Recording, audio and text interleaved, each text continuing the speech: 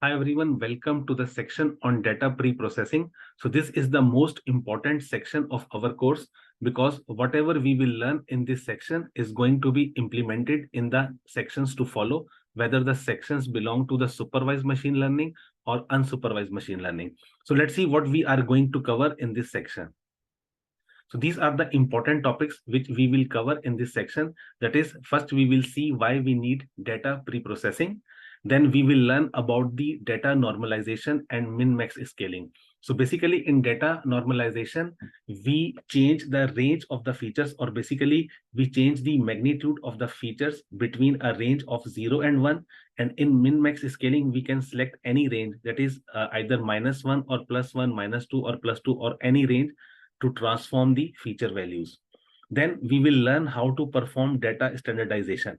So in data standardization, we calculate the mean and standard deviation of the data. We subtract the mean from each sample of the data, and then we divide that difference with the standard deviation of the data. So this is another important technique which is known as data standardization. Then we will learn how to deal with the missing values. So what happens when we collect a data with the help of sensors or any other device? So there are problems in the devices. Like in sensor, there may be a drift value, or in any other device, there may be some sort of error. So during the data acquisition, we get few missing values. So we will also learn in this section how to deal with those missing values.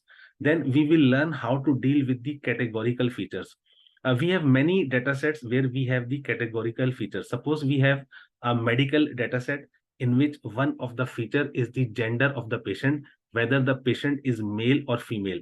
Now, male and female, these are two categorical values. So we cannot pass directly male and female to a computer or our machine in order to train the model. So we have to transform those categorical features into the features which are acceptable by the machines. So we will learn how to deal with the categorical features, and then we will learn how to do feature engineering. So basically in feature engineering, we will create more feature with the help of the existing feature. Suppose one of the feature is length and the other feature is width. So if I multiply length and width, I will get the area. So in this way, area is the new feature which is obtained by using the existing feature, that is length and width. So we will learn how can create more features with the help of existing features. So that will be called as feature engineering. And then we will implement all these data pre-processing techniques in Python using 6 projects. So this is the very important section, and it is also a very interesting section. So I hope you will learn a lot from this section. I will see you in the section. Hi everyone, welcome to this lecture. So in this lecture, we will discuss why we need data pre-processing. So the situation is that we acquired or collected data with the help of sensors and measuring devices. So these measuring devices and sensors transform physical observations into numbers that can be stored in the computers. So one of the simplest form of a sensor is a thermometer. So what thermometer does? It transforms the physical observation, that is a heat of the environment, into the temperature. And we can record temperature in the form of numbers like 35 degrees centigrade, 40 degrees centigrade, or 30 degrees centigrade. So these numbers can be stored easily in the computers. Similarly, we have the measuring device. One of the simplest form of the measuring device is a scale, which can be used to find or to calculate the length of a physical object. When we measure the length of a physical object, it is in the form of numbers, and we can store that numbers in the computer so that later on we can perform any sort of analysis. So the data collected or acquired by these devices has discrepancies, such as missing values, values with high magnitude, uninterpretable form of data, and noise. So what happens with the sensors? So sensor may be off for few millisecond or second during the data acquisition. In that case, we will have a missing value in our data. Similarly, sensors have a noise, and also our environment has a noise. So noise is another very important challenging thing which we have to remove during the data pre-processing. Other thing is that suppose we have a data, we are collecting a data with different sensors. So every sensor has different magnitudes and different units. So in that case, when we mix those information into the form of features, in that case, few of the features will have high magnitude than the other features. In that case, we have to perform data preprocessing as well. Sometimes we will get the data in the form of uninterpretable form. That is, we can get the characters in the data, like a question mark, a sign of dollar. So that characters are uninterpretable, and we have to deal with them during our data preprocessing step. So these are the few challenges which comes during the data acquisition, and we have to deal with those challenges during our data preprocessing techniques. So this is one of the example. So this is our data. It has 3 columns. Suppose this column is collected by another sensor. The second column of the data is collected by another sensor, and this is our third sensor. So we can see the range of the magnitude of feature. So here the minimum value is 0 and the maximum value is 4. Here the minimum value is 16 and the maximum is 23. And here is the difference. The minimum value is 10,000 and the maximum value is 15,600. So we can see that these features or these data columns has different range or magnitude of the features. So if we provide these features to train the model, in that case, the feature with the high magnitude will try to influence the model more than the features with the low magnitude. So we need a data preprocessing so that we can ensure that every feature contribute almost equally during the training of the model. So in this lecture, we learn why we need data preprocessing. We see that there are many issues that we need data preprocessing. These are the issues of missing values. These are the issue of the features with different magnitudes. These are the issue of a noise, and these are the issue of uninterpretable form of the data. So I hope you understood why we need data preprocessing. Thanks for listening, and I will see you in the next lecture. Hi everyone, welcome to this lecture. So in this lecture, we will discuss 2 important techniques of data preprocessing, that is data normalization and min-max scaling. So we will start with data normalization. So what we do in data normalization? So basically we transform our data in a range of 0 to 1. And this is the equation which we use for data normalization. So what are the steps in data normalization? So first we calculate the minimum value of our data and the maximum value of data. And then we will use this equation for every sample of a data. That is, we subtract the minimum value of a data from each sample, and then we will divide the difference of maximum and minimum value. In that way, we are able to transform our data sample between 0 and 1, which is the range for data normalization. So this is one of the simple example of data normalization. This is our original form of the data. We can see that we have 3 columns in our data. The minimum value in the first column is 0 and the maximum value is 4. Similarly, the minimum value in the second column is 16 and the maximum is 23. The minimum value in the third column is 10,000 and the maximum value in the third column is 15,600. Now we can apply this normalization equation to each data sample so that we can transform it into the range of 0 and 1. So this is the normalized form of a data. Now, if we can see any of the column, the range is between 0 and 1. So the minimum value in the first column after data normalization is 0 and the maximum value is 1 after data normalization. Similarly, we have 0 and 1 as a minimum and maximum values in each of the other 2 columns as well.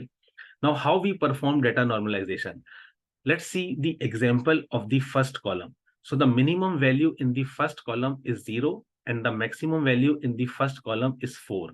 So the difference of maximum and minimum value for the first column is also 4. If I subtract 0 from 4, I will get 4. Now let's transform this 1 into the normalized form, this 1. So this 1 is my value of x. So I will put this 1 here. So x is equals to 1, then minimum value is 0. So when I subtract 0 from 1, I will get 1 here in the numerator. And then I will subtract the minimum value of this column with the maximum values or from the maximum value. So 4 minus 0 will be 4. So my final result will be 1 by 4, which is equals to 0.25. Similarly, we can transform 2 into the normalized form as well. So now x is 2. So if I subtract the minimum value, which is 0 from 2, I will get 2 in the numerator. That is 2 minus 0. And I have the value of 4 in the denominator. That is 4 minus 0. So I have a total value 2 divided by 4. So if I divide 2 by 4, I will get 0.5. So in this way, we have transformed 2 into 0.5. So in this way, we have learned how to transform our data between the range of 0 and 1 by applying the equation of data normalization. The other technique is min-max scaling. Here we can select our own range.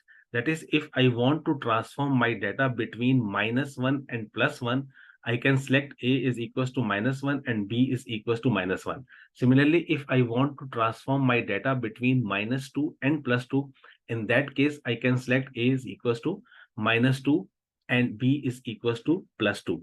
So here in min-max scaling, we can select any value of a range. So the first step in min-max scaling is to perform the normalization. First, we have to normalize the data, and after that, we can select the range.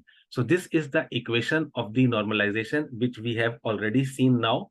So after calculating the normalized value of the data, we will use this equation in order to perform min-max scaling. So here is the normalized value, and after the normalization, we will multiply it with the difference of B and A, and then we will add a value of A. So if I select A is equals to -1 and B is equals to +1, in that case, I have to use +1 here and -1 here, and similarly, I have to use -1 here. So if I use A is equals to 0 and B is equals to 1, so if I put B is equals to 1 and A is equals to 0, and similarly A is equals to 0 here, so I will get X scale is equals to X norm. So if I select the value of A as a 0 and B is equals to 1, it means I am again going to perform data normalization. So data normalization is also the special case of min-max scaling if we select a range between 0 and 1. So with min-max scaling, we have the option to select any range. So this is the example of min-max scaling. So this is our original data, and this is the data after performing min-max scaling. So here we have selected A is equals to -1 and B is equals to -1. If we see our column after min-max scaling, we can see that the minimum value is -1 and the maximum value is +1 for each of these three columns. So in this lecture, we learn two important data pre-processing techniques, that is data normalization and min-max scaling. We see that we can transform our data between the range of 0 and 1, and that technique is called data normalization. So there is another technique which we learned in this particular lecture, and that is min-max scaling. In min-max scaling, we learn that we can transform our data into any range which we can select. That is, we have two variables A and B in min-max equation, and we can use any of the range, whether it is between -1 and +1 or -2 and +2. So I hope you understood this lecture. Thanks for listening, and I will see you in the next lecture. Hi everyone, welcome to this lecture. So in this lecture, we will solve our project 1 of data pre-processing. So basically in this project, we will learn how to implement data normalization and min-max scaling technique in Python. So here I am in my Google Drive. So in the section of introduction to Google Colab, I have already advised you and showed you how to upload your course material to your Google Drive. I hope you have already uploaded your course material in your Google Drive. So here I am in my course material folder. So if I click on this course material folder, inside the course material folder, I have the folders of three major sections of this course. That is introduction, supervised machine learning, and unsupervised machine learning. So click on this introduction folder. So if I click on this, I have a folder named data pre-processing. Click on this folder. So inside this folder, I have a project 1. If I click on this, it will be open in Google Colab environment. So click in this folder so that it can open it in Google Colab environment. So here we are in our project 1.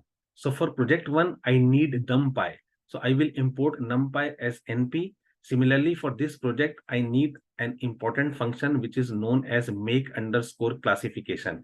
So I will use this function in order to create the data. So I have to import this function from sklearn.dataset. Similarly, I need train test split function. So basically, after creating a data, I will split the data into the training and testing component. So I need this function as well, which I will import from sklearn.model_selection. So let's click on this cell so that we can import all these important Python libraries in our Google Colab environment.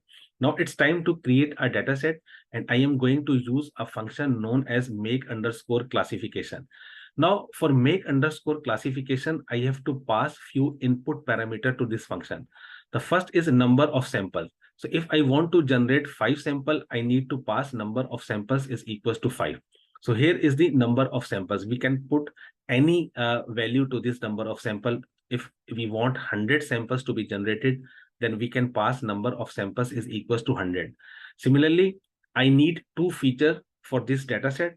I want both of these features to be informative, and I don't want any of the feature to be uninformative, that is the redundant feature or the repeated feature.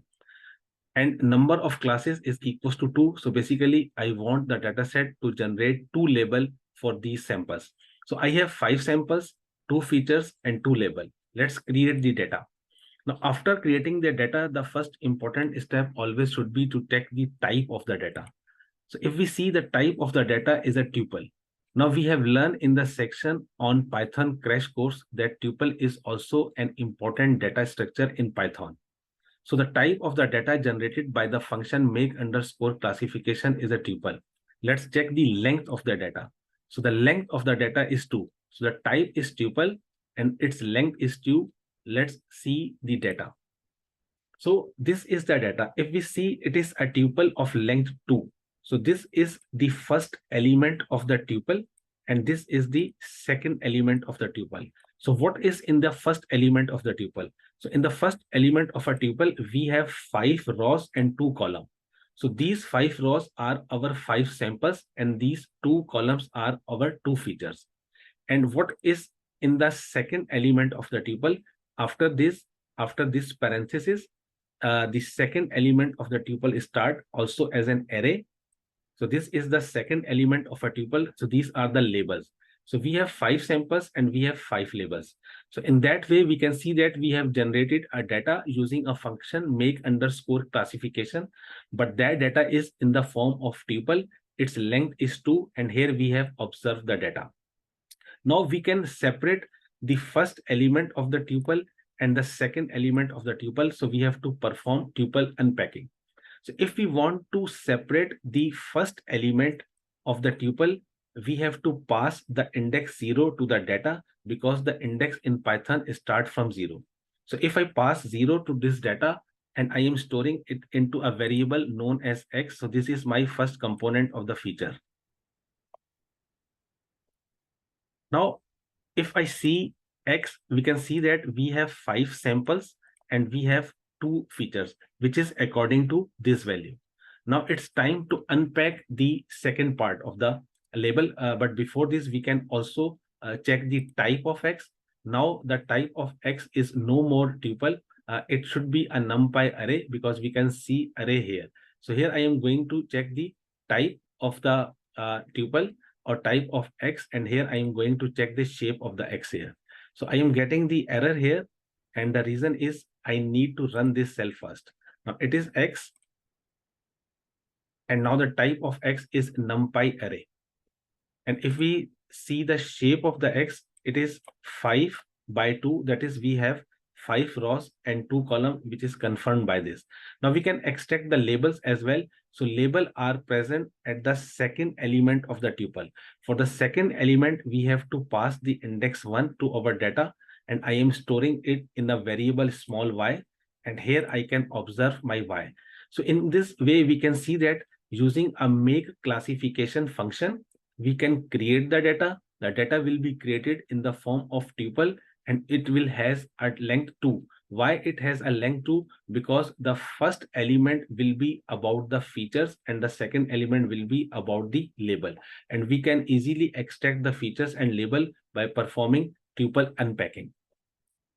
Now, let's understand more about this function make underscore classification. So basically make underscore classification generates the data randomly. Like if I run this cell again, I will get the different values of a data. Let's see this.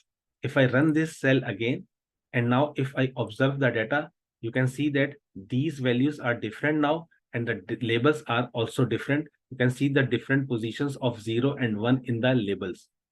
If I run this again, and now I run this data, you can see the different value of the samples here. Let's see.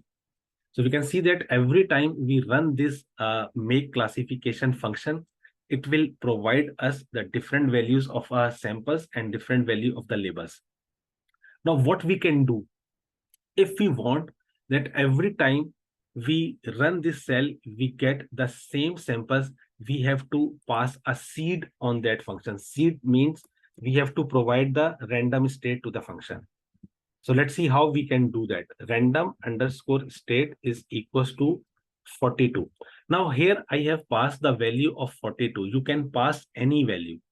That is, you can pass a value of 100, you can pass 200, you can pass 1, you can pass even 0 to this value. So what will happen with the random state is that now this function make classification will generate the same samples every time. Now let's run this cell and now see the samples. So if we see the sample now, this is 1.26 and this is minus 1.0. Now run this data again and now see the data. So we can see that now the samples remains the same. So what is happening now, since we have passed the value of a random state, now this make underscore classification function will generate the same samples for us, whether we run it for many times. Let's run this again to confirm this. So we have created the data. And if I see the data, we can see that it will have the same value, that is 1.26 and minus 1.02. So till now in this project one, we have learned a very important thing. We will also learn the data normalization technique and min-max scaling technique in this project. But before applying these techniques, we need to create the data. So we have learned a very important function, which is known as make underscore classification. And we can see that how we can use this make underscore classification function in order to generate the data. So I hope you understood this lecture. So this is the first lecture on the project one. The project one is continued and I will continue this project in the next lecture as well. See you there. Hi everyone, welcome to this lecture. So this lecture is a second part of project one. So in the project one of this section, we are learning how to implement data normalization and min-max scaling in Python. So the data has already been created. Now it's time to perform the splitting of the data. So in order to split the data, I will use a function train underscore test underscore split, and I will pass few input parameters. So the first input parameter is the value of X, that is my feature. The second is the value of Y, and then the third is the test size is equals to 0.2. So this 0.2 means 20%. It means out of my total data, I will use 20% data as a testing data, and I will use 80% data as a training data. Next, I have passed random state is equals to 42. Now we know the importance of random state, that if I pass a random state to any value, I will be able to generate the same samples every time I run this code. So if I want to generate the same training and testing sample every time I run this cell, I need to pass some random state. So let's run this cell to perform the split. Now after splitting, I have 4 variables or 4 new values. That is the training component of the data, the testing component of the data, the training labels, and the testing label. Let's see the shape of the training data. So the shape of the training data is 8/2. It means out of the 10 samples, here we can see that we have generated 10 samples. So out of the 10 samples, I will use 8 as a training and only 2 samples as a testing. Now the data has been split. it's time to apply data normalization both on the training component and the testing component of the data. Now for data normalization, we will use min-max scaler. We know that in min-max scaler or in min-max scaling, if we select the range between 0 and 1, it will be the data normalization. That is, the data normalization is the special case of min-max scaling where the range is selected between 0 and 1. So in order to perform data normalization, I have to import min-max scaler. So that min-max scaler is present in sklearn.preprocessing. Let's run this cell to import min-max scaler.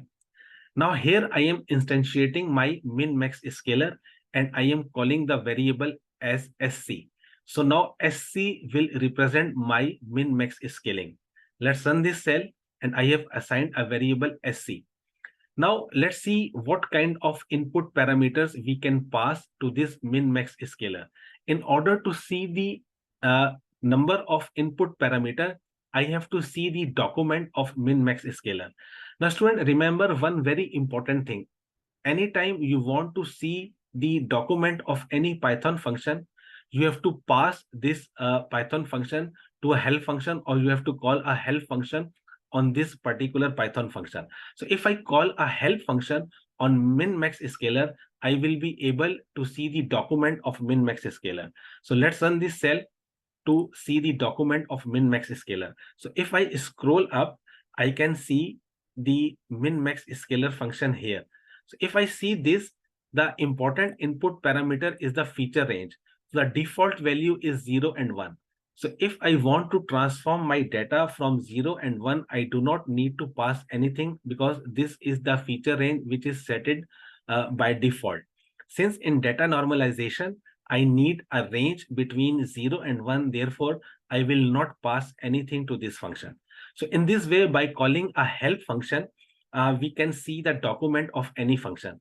Now I have seen this document, that is the feature range is between 0 and 1. Now I do not need to pass anything and I can use this SC variable, which is the representative of min-max scaler, to my training and testing component of the data. Let's comment out this so that I can save the space here. Okay, now we have seen the document of min-max scaler. Now it's time to transform our training data to the normalized form. So the first step is that we have to fit this scaler to our training component. So here I am fitting my scaler to the training component. So look at the function, or look at this line of code, sc.fit, and here is my training component. So what fit will do with the training component? Fit will compute the minimum and maximum value of the data. So basically we know that in order to perform data normalization, we need the xmin or xmax, that is the minimum and the maximum value of the data. So the fit function will calculate those minimum and maximum value. And after that, we will use the transform. Here I am using the fit. I have used the fit. And now it's time to transform the data according to the range of 0 and 1. So I have already calculated the minimum and maximum value using a function fit. So what transform will do? Transform will scale the data according to the maximum and minimum value. So let's run this cell to transform the data completely into the normalized form. Let's see the normalized form of data. Now we can see that the minimum value is 0 and 1 in the first column, and also in the second column, the minimum value is 0 and 1. Now we have transformed our training component of a data into the normalized form of the data. That is, we have applied data normalization on the training component. Let's see these two steps again. First, we apply fit and then transform. Fit computes the minimum and maximum value of the data, and transform scaling the data according to the maximum and minimum value which we have computed by using the fit function. Now let's confirm the minimum and maximum value of this scale data. So if we see, the maximum value is 1. So this is approximately, or this is very, very close to 1. And we can see that the minimum value is 0. So we have transformed our data between the range of 0 and 1. That is, we have performed data normalization on the training component. Okay, so here we first fit and then we transform the data. we can use fit and transform in a single line of code. If we want to use them in a single line of code, we can do this. That is, we have to perform sc.fit_transform. Here we are fitting and here we are transforming. So if I run this cell, so in this single line of code, we have done both fitting and transforming. If we want to see the data again, we can see that the data is still between 0 and 1. So you can use fit and transform separately, and you can also use fit and transform in a single line of code. So the next important step is that is transforming the test data into the normalized form. Now for test data, we will only use the transform. We will not use fit. The reason is that we have to avoid the important thing which is known as data leakage in machine learning. So what is the definition of data leakage in machine learning? So basically in data leakage during the training, machine able to see some part of the testing data as well.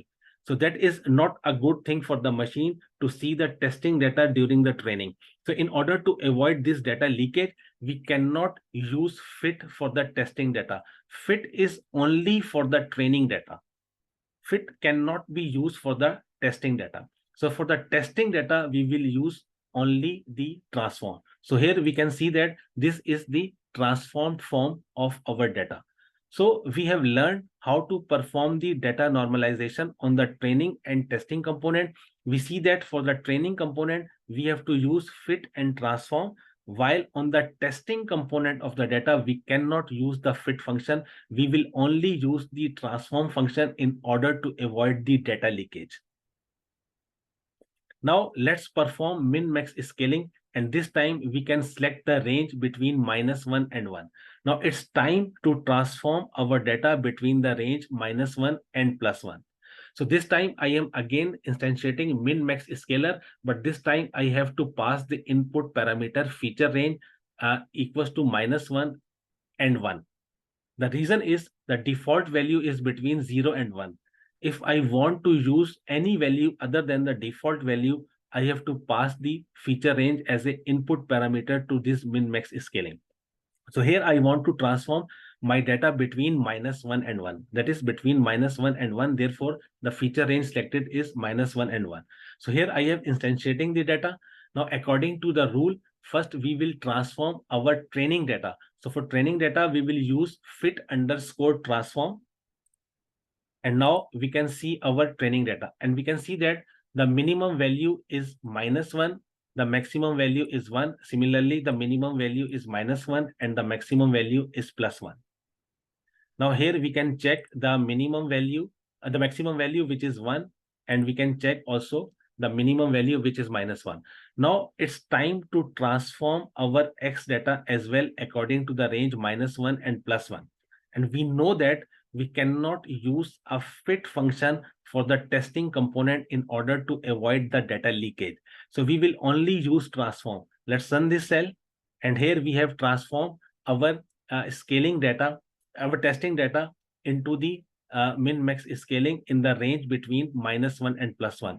If we see here testing data, its maximum value is 1.01, which is very close to 1, and its minimum value is -0.4.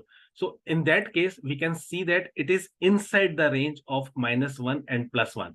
We did not get -1 here because we have only 2 samples, but we are inside +1 and -1, which is quite acceptable. So in this project, we have learned how to perform data normalization and min-max scaling. Before data normalization and min-max scaling, we also learned how to create the data using a very important function known as make_classification. Another very important thing which we learn is that how to apply data normalization and min-max scaling to the training and testing component. We learn for the training component, we have to use fit transform. But for the testing component, we will only use transform in order to avoid data leakage. I hope you understood this project. Thanks for listening, and I will see you in the next lecture. Hi everyone, welcome to this lecture. So in this lecture, we are going to learn another important data preprocessing technique that is known as data standardization. So the question is when we need a data standardization and how it is different from data normalization and min-max scaling. So basically we use data standardization when the units are totally different and incomparable. So what is meant by the totally different unit? Suppose I have a data and I have two columns in the data. In the first column, I have the quantity which is known as time. So I have a data about the information of time. So the unit is second. On the other hand, or in the second column, I have the value of voltage. So I have measured voltage. So the unit is volt. So in that case, we have totally different units. That is a unit of time in the first column and the unit of volt in the second column. In that case, there will be a difference in the magnitude of data as well because volt is different from the time. In that case, data standardization is better than performing data normalization and min-max scaling. The other situation may be that you have a same kind of unit but with different magnitude and different power. Now suppose I have a data with three columns. The first column is about the length of an object. So the unit of length is meter. The second column is about the area of the object. So the unit of area is meter square. And the third column is about the volume of the object. So the unit of volume is meter cube. In that case, I have a common unit with meter, but with different magnitude. That is meter, meter square, and meter cube. In that case, it is also better to perform data standardization than min-max scaling so that our features becomes compatible. So what are the important steps in data standardization? So the first step is that we have to calculate the mean of the data. So this is the important equation of the data standardization. We have to calculate the mean of the data, then we have to calculate the standard deviation of the data. Then we will subtract the mean from each sample of the data, and then we will divide this difference with the standard deviation. So these are the important steps of the data standardization. So this is the data standardization. So in data standardization, we also assume that the data is like a curve bell, or this is like a Gaussian distribution. So this is the mean of the distribution, which is the central value of the distribution, and the standard deviation represent the spread of the distribution. So the first step is to calculate the mean. The second step is to calculate the standard deviation and then subtract the mean from each sample and then divide the difference with the standard deviation. So here is the example of data standardization. This is our original data, and we can see that every feature is of different magnitude. When we perform data standardization, we get the features like this, or we get the data like this. So we can see that in the first column, the minimum value is minus 1.41 and the maximum is 1.41 with the plus sign. In the second column, the minimum value is minus 1.4896 and the maximum is 1.40. In the third column, the minimum value is minus 1.35 and the maximum is plus 1.29. So we can see that in all these three columns, the minimum and maximum values are different, but they are close to each other, and there is no column which is dominating, that is whose magnitude is very high as compared to other. So in this lecture, we learned about the data standardization. We learned that data standardization is a better technique than data normalization and min-max scaling when we have different and incomparable units, especially the units like time and volt, and the units like meter, meter square, and meter cube. So I hope you understood the importance of data standardization with this lecture. Thanks for listening, and I will see you in the next lecture. Hi everyone, welcome to this lecture. So in this lecture, we will solve our project 2 on data preprocessing. So basically in this project, we will learn how to implement data standardization in Python. So here I am in my Google Drive. This is my course folder, that is the folder of my course material. So click on this folder. Inside course material, I have three important folders: introduction, supervised machine learning, and unsupervised machine learning. Click on the introduction folder. And inside introduction folder, I have data preprocessing folder. Click on this folder, and here I am at my project 2, which is about the data standardization. So click on this project so that we can open it in our Google Colab environment. So here I am in my project 2. So for project 2, I need NumPy. So I will import NumPy as NP, and I need train test split. So I am importing train test split from sklearn.model selection. So let's run this cell to import these Python libraries. Now it's time to create a data set. So first I am creating the first column of the data set, that is the first component or the first column of the data set, and I am calling it as x1. So I am using np.array, and the values I am passing are 0, 1, 2, 3, 4, 5, 6, 7, 8, and 9. Let's run this cell. Let's see x1. So x1 is 0, 1, 2, 3, 4, 5, and this data belongs to numpy array. Let's see the shape of the data. So the shape of the data is 10. So it has only 10 sample. It is my 1D data. Now I can transform this 1D data into a 2D data without changing these values. So I have to use reshape. So I am using reshape on my x1. So the line of code is x1.reshape, and I am giving the input -1 +1. So if we use -1 and +1 in input, so what it will do? It will do two things. The first thing, it transforms the 1D data into 2D, and then it transform the data into the form of the column. Let's run this cell and let's see x1 now. So you can see that that was the previous form of x1, and now I have transformed this x1 into a 2D, and that is our feature vector, or this is the column form of x1. So now if I want to check the shape, so the shape is now 10 by 1. Previously it was 10, so it was 1D, and now it is a 2D shape, that is 10 by 1. Now it's time to create the second column of our data. So I am again using np.array, and I am using the different value 201, 220, and the last value is 339. So let's run this cell and now transform this into a 2D, and let's see x2. So this is our x2. So this is our x1, and this is our x2. Now it's time to create the third column of our data. So I am again using np.array, and now I am passing different values starting from 2000, and the final value is 9776, that is 9776. And here after creating, I am also reshaping in a single line of code. Let's run this cell and to see x3. So we have x3, we have x2, and we have x1. Now we will use these as a column in our data set.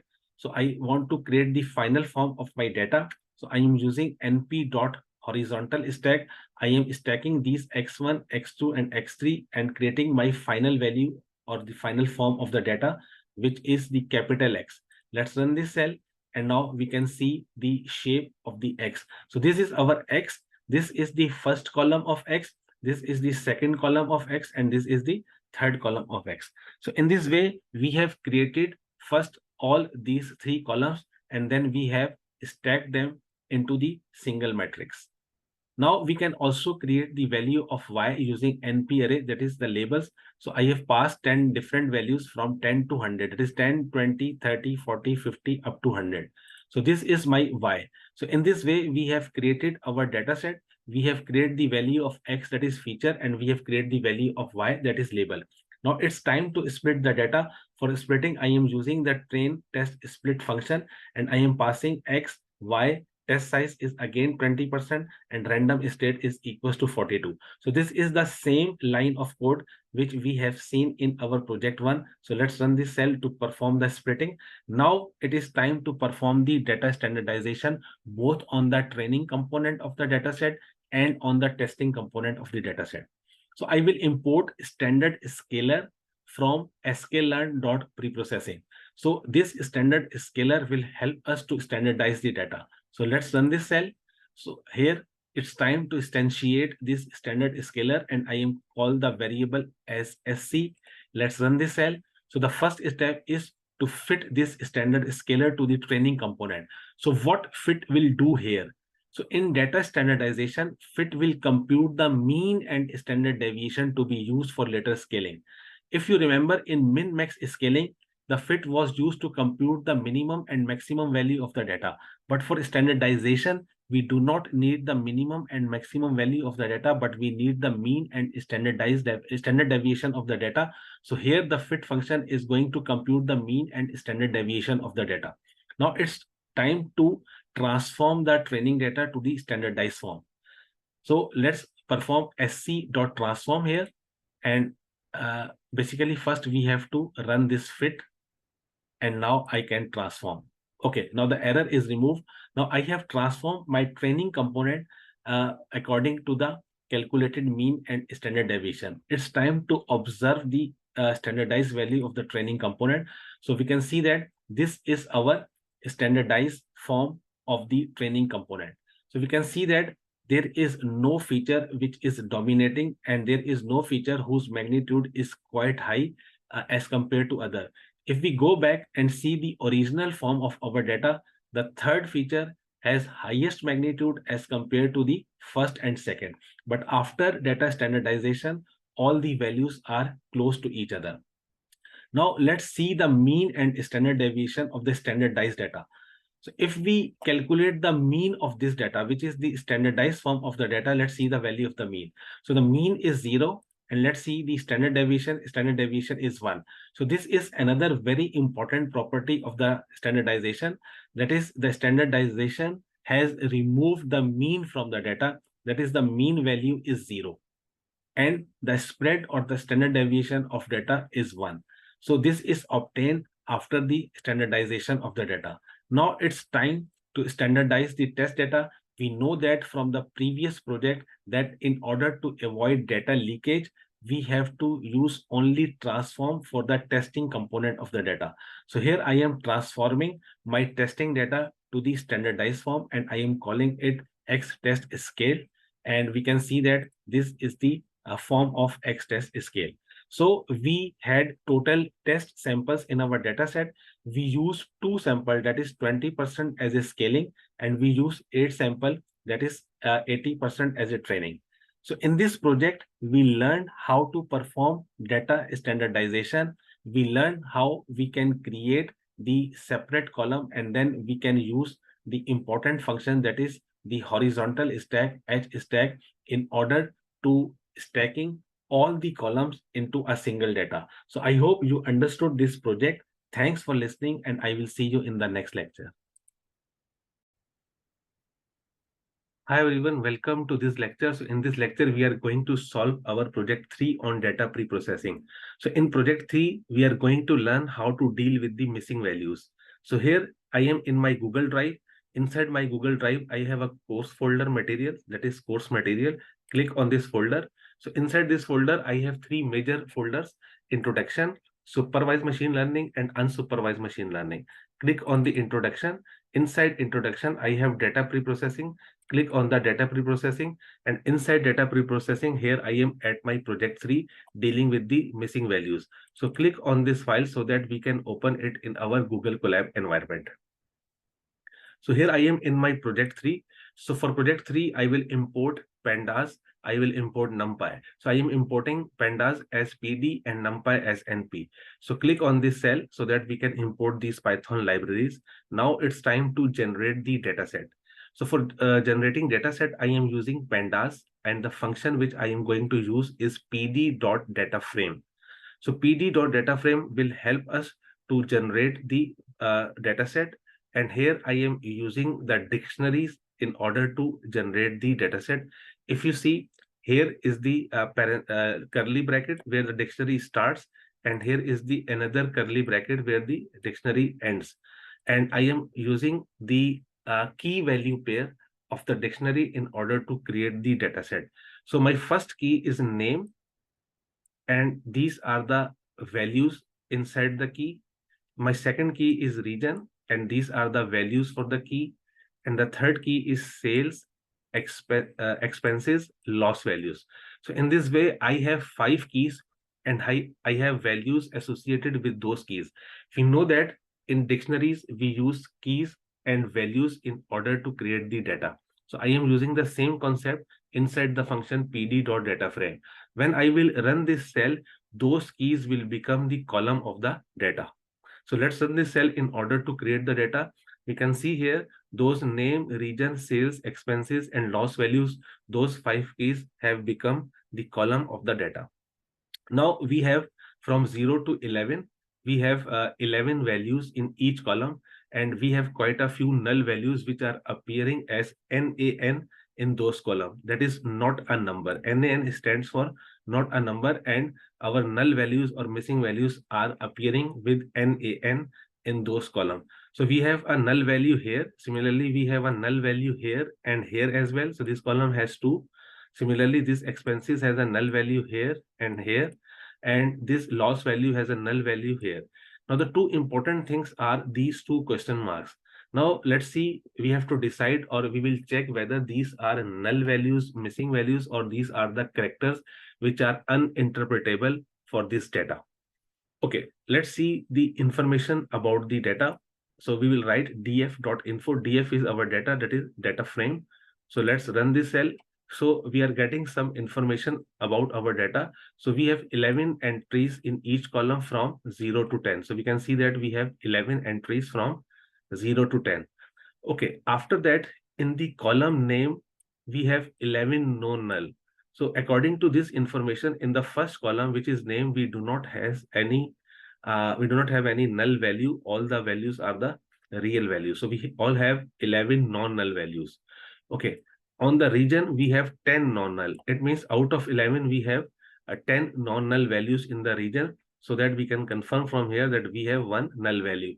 Similarly, they are giving information about the every column. And if we, especially the thing is, if we see loss value, it is saying that we have 10 non-null. 10 non-null means, it means we have only one null value. It means these two question marks are not being considered as a null value or a missing value here. Okay, let's see what we can do with them. Okay, the other thing is finding missing or null values. So there is a function df.isNull. Is there any null? So let's see. So we will get the Boolean here. We are getting the true where there are null values. So we can see that the null value is here. You can see the null value is here. So we are getting true in place of null value. Similarly, we getting true here as well. So df.isNull is returning a Boolean for us, and we can get the values either false and true. So we will get the value equals to true if there is any null value. So we can also see that these two question marks are here, and they are not considered as a null value again. So it means our data set has these two question marks, that is, they are uninterpretable character in our data set, but they are not considered as a null values. The other function which can be used in order to find the null value is df.isNull.any. So we'll get the information of the null value with respect to column. So the name column do not have any null value. The region has the null value. The sale, the expenses, the loss value. So rest of the 4 column has the null values. And if we check how many null values are in a particular column, so we can write df.isNull.sum. So here we can see that there is no null value in the name, no missing value. Similarly, in the region column, we have 1. In the sales column, we have 2. In the expenses, we have 1. And in the loss value, we have only 1. So it means we can see that in the loss value, we have 1. Expenses, we have 2 null values. Similarly, we have 2 null values in the sales column as well. It means these 2 question marks are not the null values. Now we have to deal with the null values. So the step is that we are going to replace this question mark with the null value, so that when we have all the null values and we do not have any uninterpretable character, then we will apply the strategy in order to solve those null values. So the step is that we are going to replace this question mark with the null value NaN, which is present in NP library. So look at this line of code, df.replace. What we are going to replace this question mark in the data set with the value null. So let's run this cell. So we can see that these 2 question marks are replaced by null values now. But if I run this again, I can see that they are appearing again. It means this change was the temporary.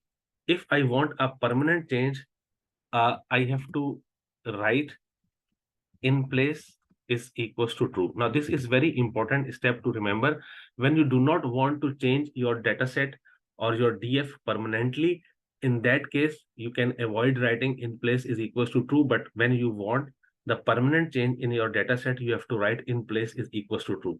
Now, if I run this cell, so I will see this in place is equals to true. Now, if I run this DF again, now we can see that this has been removed permanently. Okay, now I have all the null values. So there is no interpretable character now in my data set. So I have now three null values in my DF last column, that is loss values. And I have two null values in the expenses column, three in the loss values, two here in the sales, and one in the region. Now all the values are loss values. Now I am going to deal with these null values basically. All values are null values. So I am going to create a copy of DF. So I am calling it DF1. So the command is df.copy and I am calling it DF. The reason is that I want to store the original data as it is and I want to make change on the copy of the data. So that's why I am creating a copy. So this is my copy DF and now I am going to change this change on this copy of the dataset, and I also want to save my original dataset in the form of null values as well. So that's why I create a copy of my dataset. Now I am going to do something. The first is that I am going to replace null values with the value of 10,000. So wherever there is a null value, I want to write a 10,000 for it. This can be the first strategy, or we can see that. So the command is df.fillna. Fillna means fill the null value with this value. Here I have written 1,000, so it should be a 10,000 here. Okay, let's run this cell. So we can see that where there was a null value, we have replaced it by value equals to 10,000. And see that there were three null values here, and now they are replaced by the value equals to 10,000. So I did not make it a permanent change. Just I wanted to see what will happen. So we can see that here this 10,000 is not a good strategy. So these values are east, south, etc. So this is not a good strategy. Similarly, I have just replaced the null values with the 10,000, and for few of the column, it is not matching with the other values. So that's why I did not, till now, I did not make it a permanent change. So let's see the DF1 again. So we are not happy by replacing every null value with the 10,000 value. Okay, now what we can do is I am going to replace the null value in the column of region with the word news, and I am make it a permanent change. So now I am dealing every column separately for the null value, because every column has separate values, separate range of values. So the first step is, first I am dealing with the null value in the region, and I am going to replace it with the word news. So you can replace it with any word like east, south, west. Just I am going to replace it with the word news. So how I will do it? So df1.region. So I have selected the column where I am going to make a change. Then .fillna, I am going to fill the null value of this column with the value equals to news, and I am making it a permanent change. So let's run this cell. And now check our DF1, our data set. So we can see that in the column called region, we have replaced the null value with the word news. Okay, now I am going to do the most important step of this lecture. That is, I am applying different strategies for the null value of each column. So what I am going to do here, now fill the null value of column sales with the mean of the column. So this is my column sale. So I have two null values. So what I will do, I will take the mean of the rest of the values which are not null values, and I will replace those null values with the mean of those values. Then I am replacing expenses with the median of the column expenses. So expenses value or the null values in the expenses column will be replaced by the median, and the loss value with the standard deviation and the three values which are null values in the column loss values, they will be replaced by the standard deviation of the remaining value. So for every column, I am going to use a different strategy in order to use the null values. Now you can do you can replace all the three columns null value with the mean of their columns or the median or the standard, depends upon your choice or depend upon the task in your hand. So you can apply any of the method which depends upon your requirement. So here what I did first was to replace the null value in the column of region with the news word. Then I have these three columns which are in the form of floats. Here I have the numerical values in these three columns. So for the sales, I decide to replace the null value with the mean of the column. For expenses, I decide to replace the null value with the median. And for loss values, I decide to replace the value with the standard deviation of the column. So how I will do it in a single line of code. So you can see that I am writing df.fillna. So my data set is df and I am filling the null values. So the values are for the sales.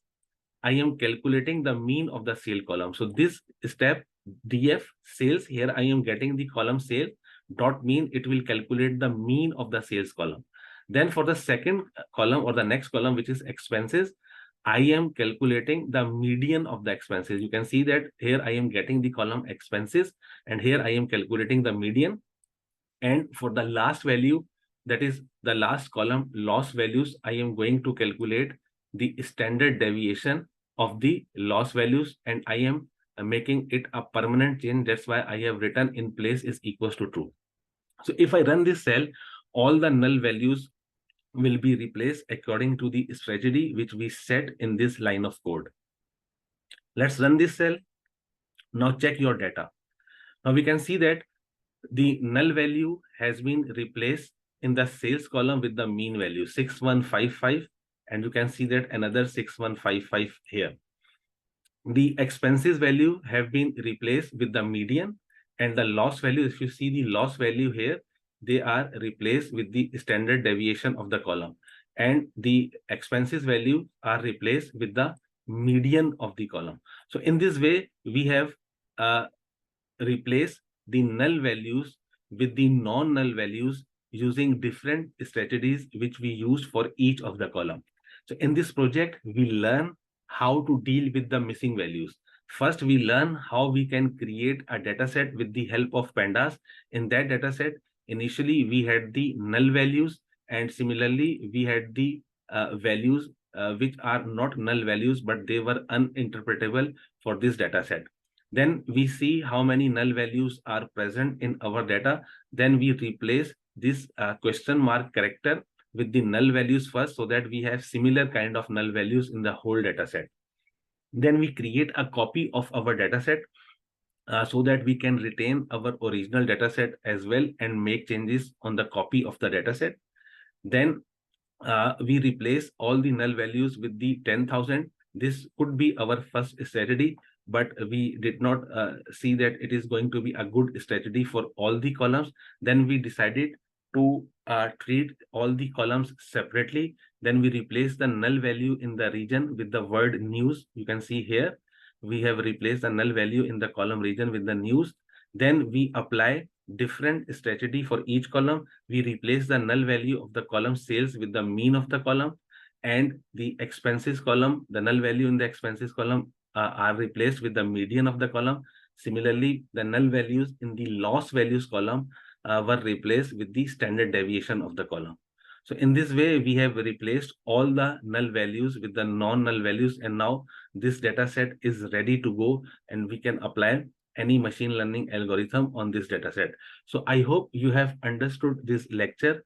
Thanks for listening. I will see you in the next lecture. Hi everyone, welcome to this lecture. So in this lecture, we are going to solve our project 4 on data preprocessing. So in project 4, we will learn how to deal with the categorical features or categorical data. So here I am in my Google Drive. This is the course material folder. Click on this folder. So inside the folder, I have 3 folders, that is introduction, supervised machine learning, and unsupervised machine learning. So click on the introduction. Inside the introduction, I have data preprocessing folder. Click on this folder. So inside the folder, I have this project 4 dealing with the categorical feature. Click on this folder so that we can open it in our Google Colab environment. So my project 4, I need a few libraries to import. That is, I need NumPy, Pandas, and I need train test split, which I will import from sklearn.model_selection. So let's run this cell to import these libraries. Now it's time to get the data. Here I am getting a data from this address http.vincent, and we can see that this is a data set about the salaries. So this is the data set about the salaries, and I am going to import this data set from this URL. Okay, then I will pass this data URL in pd.read.csv. So basically this is a CSV file. So in order to import it completely, I have to read it with the help of pandas. Let's run this cell to import the data. Now, if we see at the first column of the data, we have the index due to pandas, and there is the index which is present already in the data set. Now we have to remove this index so that we will have only one index in the data, so that in order to avoid the confusion of the two indices in the data, we have to remove this index. So in order to remove this index, I have to write it as index underscore column equals to 0. So now if I import it again, so I can see that I have removed the index of the dataset, and this is the index of the pandas. Okay, now I have quite a few number of features here. I have a rank, I have a discipline, I have year since PhD, I have years of services, I have sex, and I have salary. So the salary in this dataset is the value of label. Rest of these values are the features. So if I see that instead of year since PhD and services, I have the categorical value. So the rank is professor, assistant professor, and similarly the discipline is B and A, and sex is male and female. So we can see that we have 3 columns where we have seen the categorical features, and we have to learn how to deal with these categorical features. The reason is that computer needs those values in the form of numbers, either 0, 1, or some other numbers. We cannot pass this column in terms of professor and assistant professor, similarly discipline in terms of B and A, and sex in terms of male and female. So in terms of male and female, we cannot pass these values directly to our machine. We have to replace them with some other features. So how to deal with? So these are the categorical features. So how to deal with the categorical features like rank, the discipline, and the sex? So the concept is that we have to create the dummy variables for them. So these dummy variables we will create with the help of the pandas libraries. So let's see what are the dummy variables and what is meant by the dummy variables and how they help us to deal with the categorical features. So in the first step, I am going to create the dummy variables for the column known as rank. Okay, so I am using a function pd.get_dummies, and this is my column df rank. So if I run this cell, I will get the dummies of this rank. Let's run this cell. So we can see that basically there are 3 categorical features in that column of a rank: professor, the associate professor, assistant professor, and the professor. So we have 3 categorical values in that rank column. Now we can see that the dummy variable has assigned the value 0, 0, 1 to the first sample of the data, then 0, 0, 1 to the second. It means now these categorical features have been replaced by those dummy variables. Now how this dummy variable concept is working here? If we see for the first sample, we have the value 1 assigned to the professor and 0, 0 assigned to the assistant professor and associate professor. So what is the reason behind? If we go back, in our first sample, the professor is present. In the second sample, also the professor is present. So we can see that in the first 2 columns, the professor has been assigned 1. Because only professor is present, the assistant and associate professors are absent, or their information is not present in the first 2 data samples. So the value 0 is assigned to them. So we can see that in every sample of this data, only one of the value of the categorical feature is present, whether it is professor, assistant professor.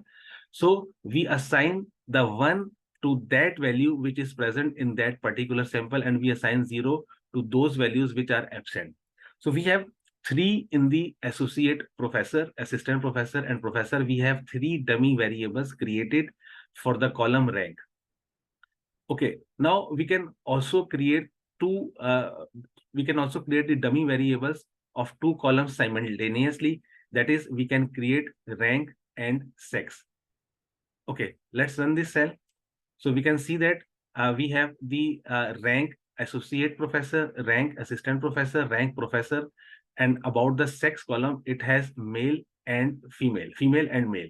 So if we see, we have already seen this. If we see female and male, so we can see that a 1 is assigned to the first column and in the male section, and 0 is assigned to the female. The reason is, for the first data sample, the male is present. The first data sample is about the sex male. That's why the 1 number is assigned to the male for the first and 0 is assigned for the female. Okay. Now we can also see, or we can also create the dummy variables of all the columns in a single line of code, that is rank, sex, and discipline. So let's run this cell. So we can see that now we have the dummy variable for every categorical feature. We have the dummy variable for rank. We have basically 3 dummy variables for a rank. We have 2 dummy variables for the sex, and we have 2 dummy variables A and B for the discipline. Now we can see that there are a lot of dummy variables, and now we have to append those dummy variables back to our original data set. Now the thing is, if I attach or if I append those dummy variables, there are a lot of repetition in the features. That is, all the dummy variables have value either 0 and 1. So there is a lot of repetition or redundancy in the feature. So what I can do in order to reduce the redundancy? So I can drop the first column or the first dummy variable for each of the column. That is, for rank, I can drop the associate professor. For sex, I can drop the female column. And for discipline, I can drop the A. The reason is, if you see male and female here, the reason is, if I drop female and I get a 0 in the male. So when I get a 0 in the male, look at here. Here the male is 0. It means the female is present.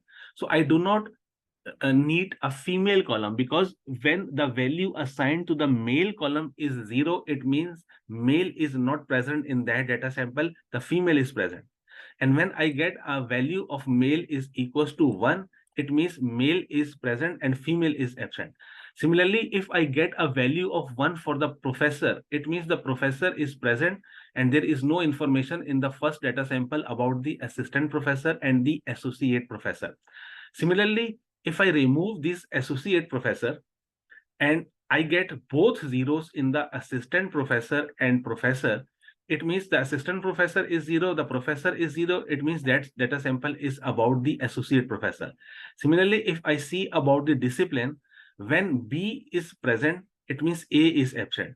Since dummy variables are only in the form of 0 and 1, therefore I do not need all the columns. If I drop one column, there will be no loss in the information.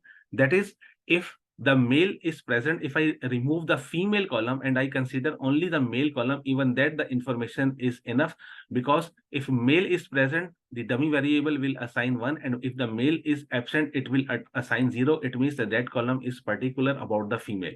So what we are going to do now, that we are creating the dummy variables again, and we are dropping the first column. So this is a very important step. Drop underscore first is equals to true. So let's run this cell and see now.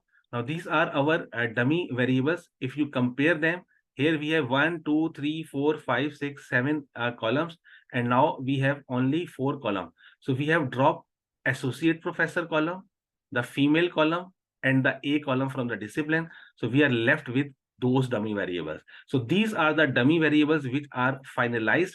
Now it's time to append those dummy variable to our original data. So I am using pd.concat. Concat means I am going to concatenate these df.dummies, that is these dummy variables. with my data. So pd.concat has two input, that is df.dummies. I am going to append them along the column. Therefore, axis is equals to 1. So let's run this cell and call it df2. Now we have created the dummy variables for the categorical variables, that is for rank, for sex, and for discipline.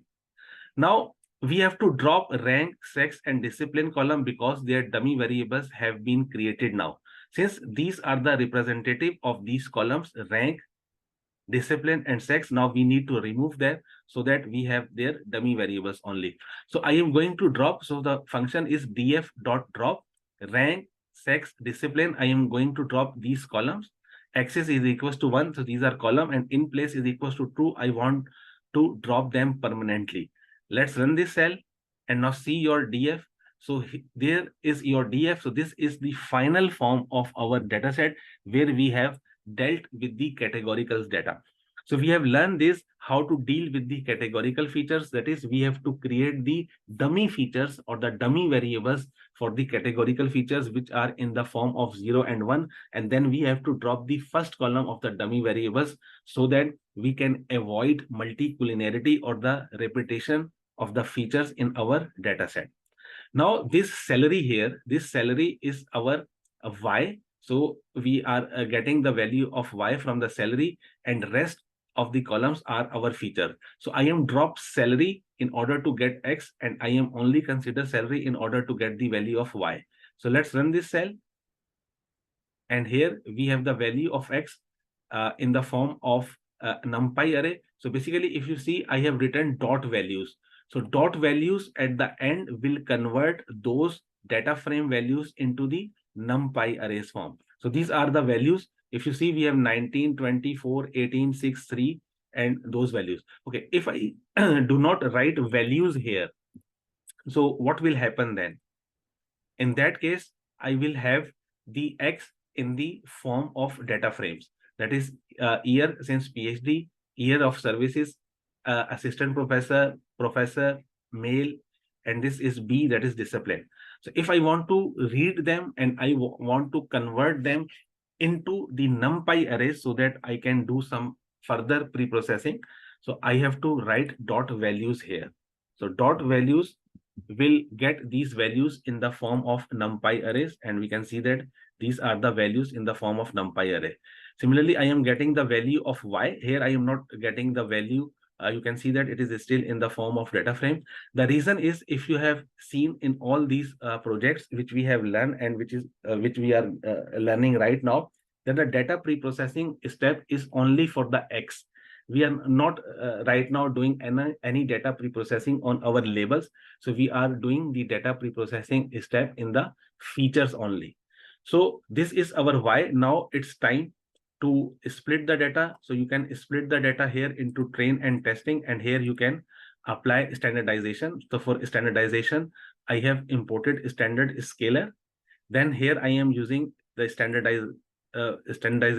I am going to do the standardization of the training component, and here I am going to do the standardization of the testing component. So the standardization we have already learned in our project 2. So the actual objective of this project was how to deal with the categorical data.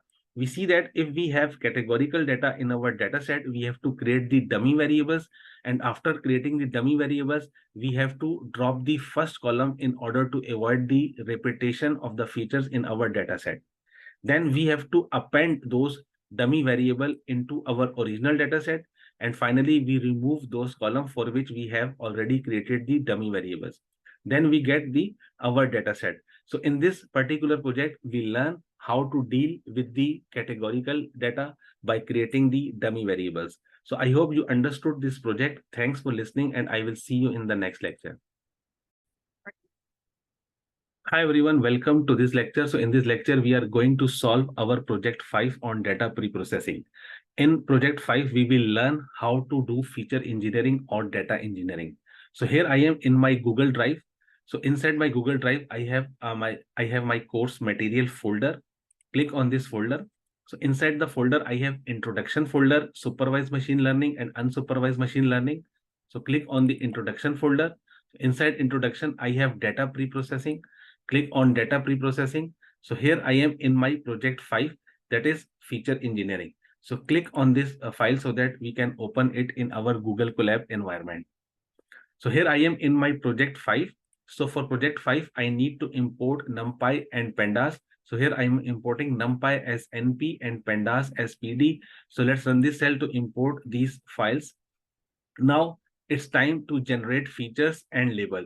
So here I am going to create a very simple and very small data set having X and Y values. So I am going to use the function np.arrange, and I am passing two input range, that is 1 and 11. So we know that np.arrange will generate the values between 1 and 11, but it will not include 11. Let's run this cell to see the value of X. So we can see that we have X 1, 2, 3, 4, 5, 6, 7, 8, 9, and 10. Similarly, we can generate the value of labels using the same np.arrange function, but this time the range is between 101 and 111. Let's run this cell and we can see that we have the labels associated with those features. And now we can reshape our X. Let's reshape. And let's see now what is the shape of X. So we can see that the values of X are same, but now it is in 2D and we have represented it into a column vector now. So this is the creation of the features and creation of the labels. So this is our X. Now in data engineering or feature engineering, what we are going to do. So basically, if you see in this data set, we have only one feature. If we want more feature, we can create more feature from this existing feature. So there are a lot of methods in order to create the additional feature from the existing feature. So in this particular project, we are going to perform feature engineering by creating polynomial feature. So one of the many methods is a polynomial feature. That is, we used polynomial features in order to perform the feature engineering. So how to do polynomial feature and how polynomial feature will help us to add additional features from the existing feature. So first of all, I have to import the polynomial features. So I will import the polynomial features from sklearn.preprocessing. Okay, after importing the polynomial features, I have to set the degree of the polynomial feature. It means how many additional polynomial features I need in addition to my existing feature. So let's start with the degree is equals to 1. So here I am instantiating the polynomial feature. Here I have imported the polynomial feature in this first line of code. Here I am instantiating the polynomial feature and I am passing the input parameter, that is degree is equals to 1, and I am calling it as polyfeat, that is polyfeature. And here I am fitting and transform my polyfeature function to my existing feature so that I get more features. So I am passing in the first step, I have passed the degree is equals to 1. So let's run this cell and see the existing or the additional feature. So we can see that we have the existing feature from 1 to 10. So this second column is our existing feature. And when we write degree is equals to 1, so there is one more column which has been appended at the start of our feature matrix, and all values are 1. So we can see that when we write degree is equals to 0, it appends a column of 1 at the start of our features. Okay, we will discuss this, how this 1 has appeared in that column. Let's convert it into degree 2. Okay, when we convert the polynomial features, degree is equals to 2, and we run this cell again and look at the features now. Okay, now it is a very much explainable. Now we can see that the center column has our original feature values, that is from 1 to 10. Now the additional feature has now degree 2. So if you see, degree 2 means this feature is the square of this feature. So here the power of feature is 2. Here the power of feature is 1. And now you can see the importance of 1. Here the power of feature is 0. If we write 0 at the power of any base, we will get the 1. So basically the first column indicates that here the exponent or power of feature is 0. Here the power of each feature is 1, that is from 1, 2, 3, 4, 5. Therefore, all the features are in the original form. And here the power of feature is 2. This 4 is square of this 2. Similarly, this 9 is square of this 3. And every number in this third column is the square of the number in the second column. So degree equals to 2 is creating the additional feature, which is the square of the additional feature, and also the additional feature, one more additional feature, which has a power 0 on each feature value. So if I put 1 raised to power 0, I will get 1. Similarly, if I put 2 raised to power 0, I will get 1. So anything raised to power 0 is 1. So if I put 2 raised to power 1, I will get 2. If I put 3 raised to power 1, I will get 3. Similarly, if I put 3 raised to power 2 or I square the value of 3, I will get the value of 9. So here we have power 0 of the feature, power 1 of the feature, that is the exponent, and the power 2 on the feature. If I write degree is equals to 3, what is going to happen?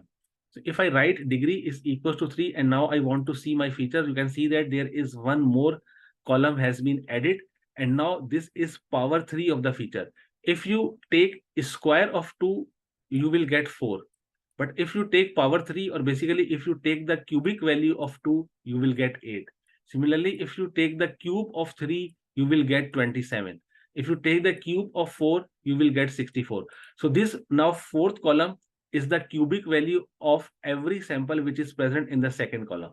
So here we have a feature, here we have the squared feature, here we have the cubic value of the feature, and here we have a power 0 of each feature.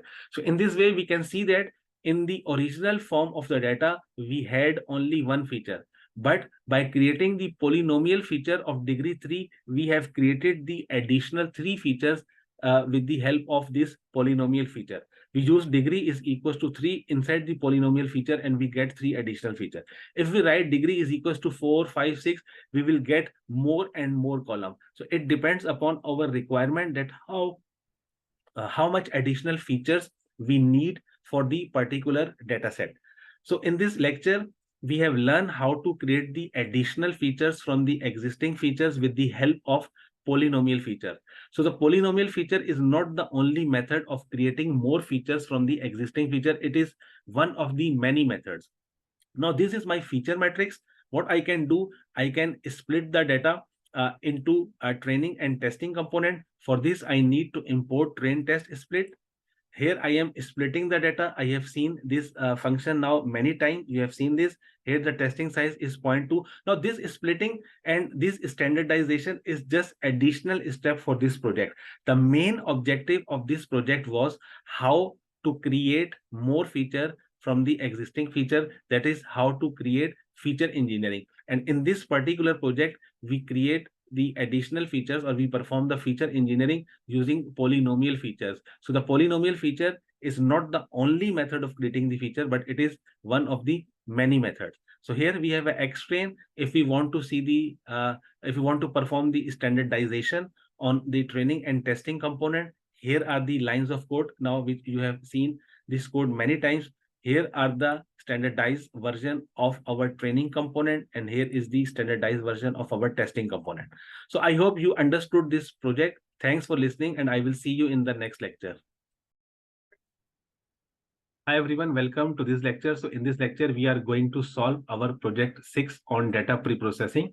So project 6 is also about feature engineering, but in this project, we are going to use a window method of feature engineering. Okay, so here I am in my Google Drive. This is my course material folder. Click on this folder. By clicking on this folder, I have 3 major folders of the course. That is introduction, supervised machine learning, and unsupervised machine learning. Click on introduction. So inside the introduction, I have data preprocessing folder. Click on data preprocessing. So inside data preprocessing, I have project 6, which is feature engineering by window method. Click on this file so that we can open it in our Google Colab environment. Okay, here I am in my project 6. Okay, so I need pandas and numpy for this project. So I am importing them. Let's run this cell to import them. And now it's time to create the data. So I am creating only 10 samples of a data between 1 and 5. So I am going to use a function np.linearSpace. It means I am going to create 10 linearly spaced samples between 1 and 5, and including both 1 and 5. This dot round 1 value will transform the data into the form where every data sample has only one digit after the decimal. Okay, let's run this cell and see the features. So we can see that we have features between 1 and 5, and we have total 10 features. And due to this round 1, we can see that every sample has only one digit after the decimal place. That is 1.9, 2.3, 2.8, etc. Okay.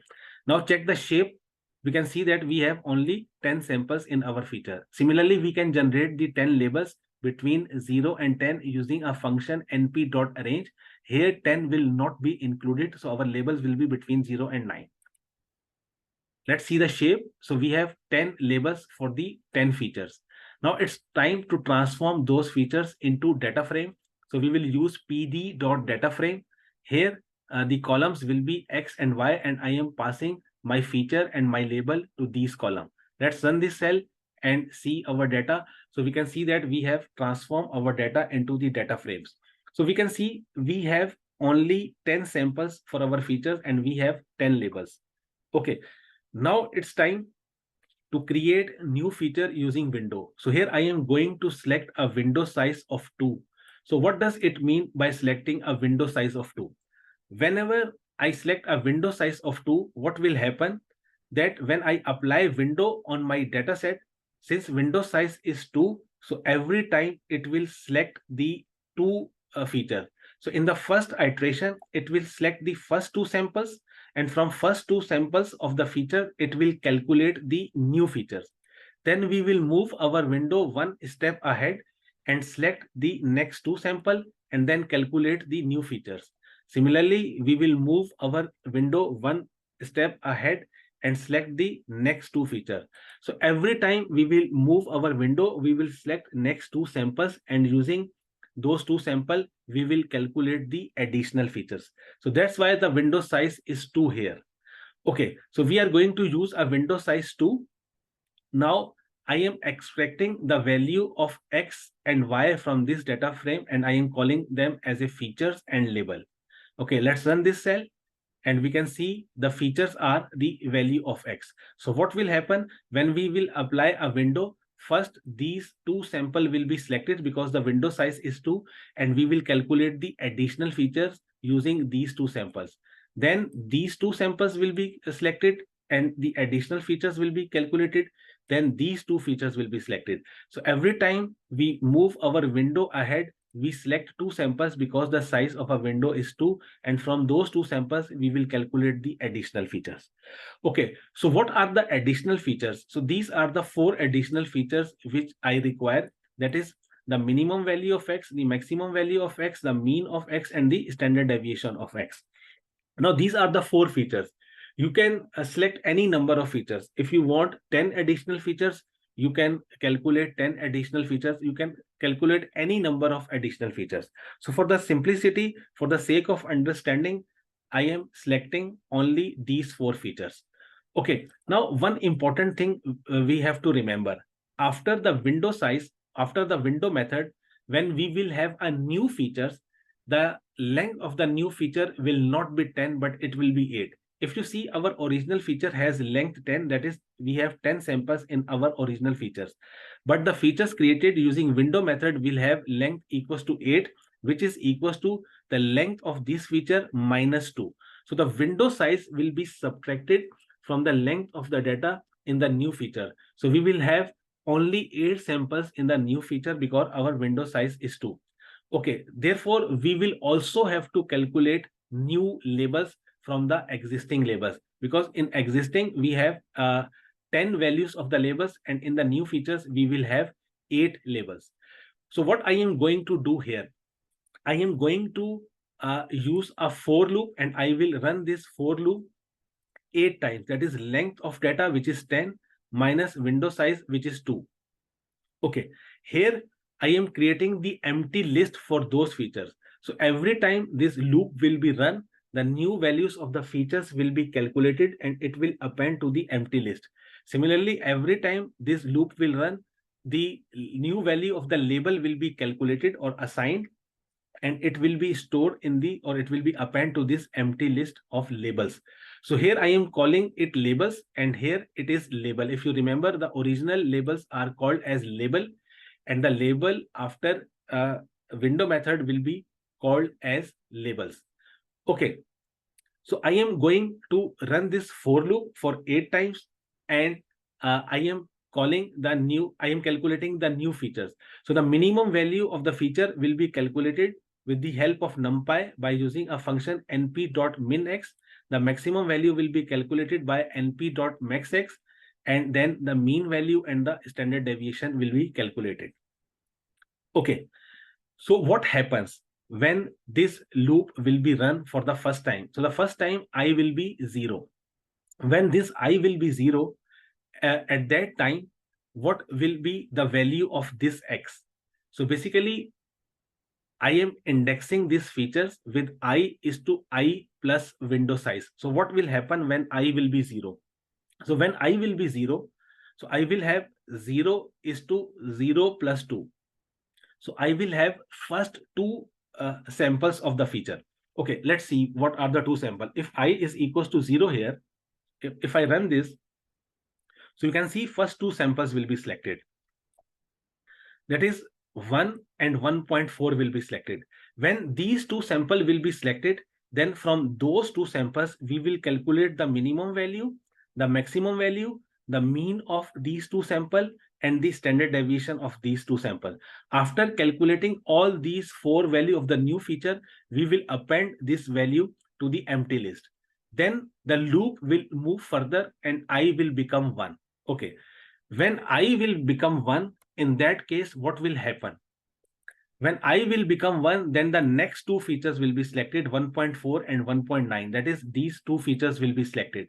When these two features will be selected, in that case, we will calculate the minimum, maximum, mean, and standard deviation again for these two features and append it to these list. So in this way, we will complete our for loop, and for every iteration of the for loop, we will calculate these features and append to the empty list. Now, what will happen with the labels? Okay, when I will be 0, in that case, the label assign will be 2. Okay, what does this 2 means? So when I will be 0, that is when we are in the first iteration, then this label value will be assigned. That is 2. That is, we select these two samples, we calculate minimum, maximum, mean, and standard deviation. And to this calculation, we will give the value equals to 2. That is, we will assign the next label to those features. Okay. And what will happen when I will be 1? When I will be 1, in that case, the value of label will be 3. That is, the next label will be assigned. In the same way, the loop will be moving forward and we will select two samples every time. We will calculate the additional features from those two samples and we will assign a new label every time. Okay, now it's time to run this cell. Now we have run this cell so that we can get the 8 values of this minimum.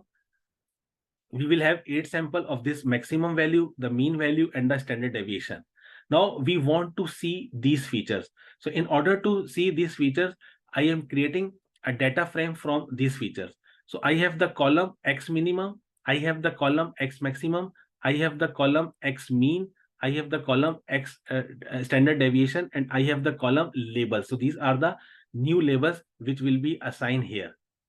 Okay, let's run this cell and now see our features.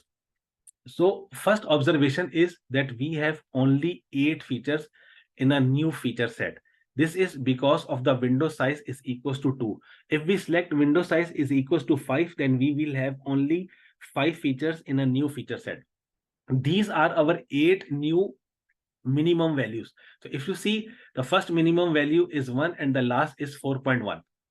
We will have, here we have 8 new maximum value. And similarly, we have mean values, standard deviation, and we have 8 labels. So this is our new data set now. So the important thing to remember is that we had only one feature in the original data set, but our labels were 10. When we created new features using window method, now we have 4 more features, but our data samples have reduced to 8. So in this lecture, we learn how to create more features using window method. So we have selected the simplest possible method in order to make you understand how window method works. So I have created only 10 data samples. You can create thousands of samples here, and you can select any window size. You can select a window size of 200 and 300 even. So I selected the simplest possible window size to make you understand how window works. So I hope you understood this lecture. I hope you understood the concept of windowing method. I hope you understood how windows can be used to create the new feature from the additional feature. More thing to remember is that you can create any number of features. That is, you can also create the square root of the x, the square of the x, the cube of the x, or any power of x. So from the existing x here, you can create any number of features using this window method. So I created only 4 features, but you can also create even 400 features as well. So in order to apply window method, I use a for loop, and here for loop runs for the number of time which is equals to length of data minus the window size. And these are our new features. Now you can see that we have more than one feature, and it is a better form of a data set as compared to the original data set. So I hope you understood this project. Thanks for listening, and I will see you in the next lecture.